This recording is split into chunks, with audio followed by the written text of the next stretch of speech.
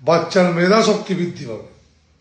অথবা বড়দেরকে বলছি, তোমরা নিজের পায়ের তলে যদি মালিশ করতে পারো, তোমাদের মেধা শক্তি বাড়বে। কি করবে?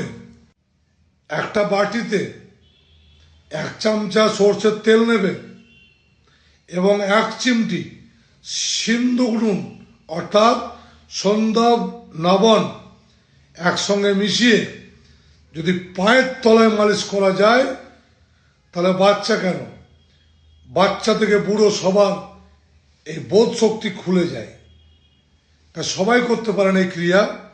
যারা ব্যবসা করছেন তাদের জন্য বলবো, কারণ সবাই কিন্তু বুদ্ধির প্রয়োজন, আর বুদ্ধি যখন আসে তখন বৃহস্পতি নিজে নিজেই আসে, ঠিক নয় কি? তাই বেশি বেশি করে আমার এই ভিডিওটিকে কমেন্টস করবেন, শেয়ার করবেন। আপনার বাচ্চা কি পড়া ভুলে যাচ্ছে?